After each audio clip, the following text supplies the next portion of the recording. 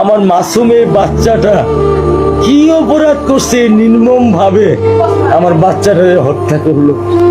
আমি এই বাচ্চাটা ছাড়া আমি থাকবো কেউ নেই। এই 8 বছরের মাসুম একটা বাচ্চা কি অপরাধ? আমি এই কলজাটা ছাড়া আমি থাকবো কেমনি?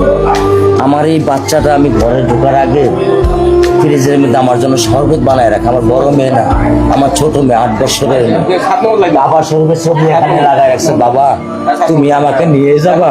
আমি বলছি, আল্লাহ বাবা তুমি আল্লাহর কাছে যাও, আমার তো নেওয়ার দিয়ে যাওয়ার ক্ষমতা নাই। আমার মেয়ে আল্লাহর কাছে চলে গেছে, আমার মেয়ে আল্লাহর কাছে চলে গেছে। কি আমার ক্ষতি, কি আমার অন্যায়, কি আমার দোষ, আমি একটু জানতে চাই আপনাদের কাছে। আমার যদি কোনো দোষ থাকে, আমার কোনো যদি অন্যায় থাকে, প্রকাশ্যে আপনারা আমার ফাঁসি দিয়ে দেন। আমার পক্ষে সম্ভব না। দিনে ও 50 থেকে 100টা কল দেয় আমারে। বাবা তুমি কখন আসবা? বাবা তুমি কখন আসবা?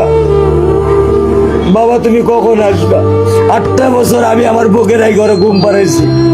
আমি আজকে আমি কার সাথে ঘুম আসবো? আমি কি দিয়ে মনে সান্ত্বনা দিব? আমার অপরাধ কি?